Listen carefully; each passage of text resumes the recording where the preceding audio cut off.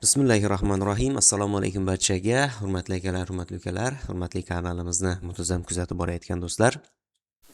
Bugun sizlar bilan birgalikda yangi nisha ko'rib o'tamiz. Bitta nisha yaqin orada juda ham trendga chiqdi. Hozir ham juda ham trendda turibdi. Kelajak yana 4-5 oy davomida ham yaxshi natijalar berishi, yaxshi daromad berishi kutilayotgan nishalardan biri bor. Bu Top D Squishy degan yo'nalish. Ya'ni siqiluvchan narsalar bilan ishlatiladigan nima? Mana shunaqa mana ekranimizda ko'rinib turgan videolarga o'xshagan yo'nalish. Albatta bu juda ham odamga yoqadigan, odamni ko'rgan odamni videoni oxirigacha ko'rishga qaysidir ma'noda o'sha jalb qiladigan bitta videolardan biri hisoblanadi. Mana ikkinchi turi ham juda ham hozir rekomendatsiyada turibdi. Mana ko'rishimiz mumkin. Mana shu holatda odam nima deydi? Maza qiladigan bir narsa.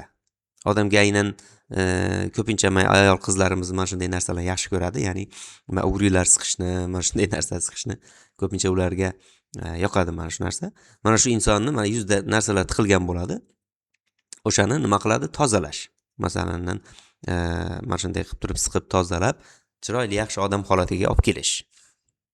Aynan mana shu ko'rinishdagi videolar juda ham hozir nima qildi? Rekomendatsiyaga chiqdi. YouTube'da ancha yaxshi, endi shorts video, lekin orqasidan ancha-muncha daromad qilib olsa bo'ladigan yo'nalishlardan biri hisoblanadi. Mana ko'rishimiz mumkin. Ma'lum vaqt davomida mana shu personajni nima qildi? Tozalab berdi. Endi bizda savol tug'ilishi mumkin. Mana bu personajlarni qayerdan topamiz?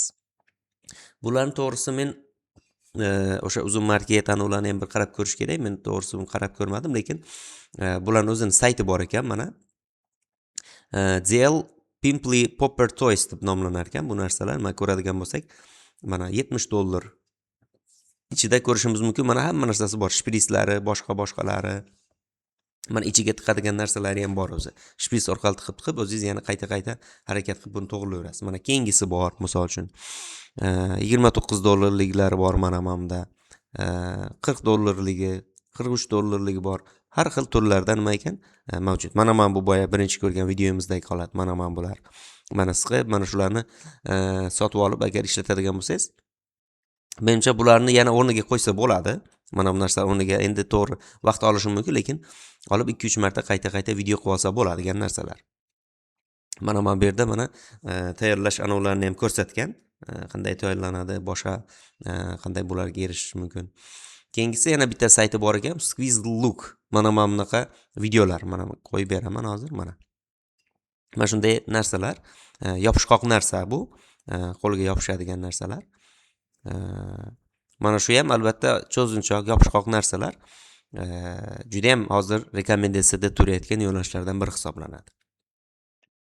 Mana shunday qilib turib, ko'rsatib, video qilib ko'rsatiladigan bo'lsa, nima qiladi? Ancha yaxshi natijalar berishi, yaxshi bo'layotgan, kutilayotgan yo'nalishlardan. Mana shularni sotib olish bo'yicha mana bu sayt bor. Squeeze Look degan sayt bor ekan. Mana ko'rishingiz mumkin. Har xil hayvonchalar, ovqatlar bo'lishi mumkin.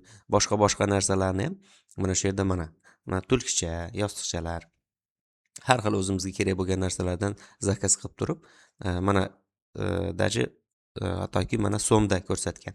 Qancha so'mda turishini. Endi to'g'ri, bu ancha xarajatli, lekin o'sha xarajatini oqlaydigan yo'nalishlardan biri.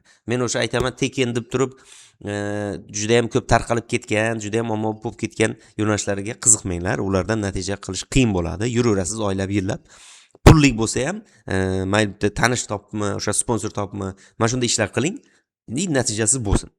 O vaqtingizni bekordan sarflagandan ko'ra, mana shularni sotib olib turib, bitta yaxshi kamera olib turib, bitta chiroqlar bilan mana shuni qiling. Misol uchun oyiga $2000-$3000 toping. O'sha sizga pul tikkan insonni ham pulni berasiz, o'zingizga ham qoladi misol uchun. Mana bu albatta yaxshi natija beradigan ishlarda. Misol uchun bekorga vaqtingiz ketmaydigan narsalar.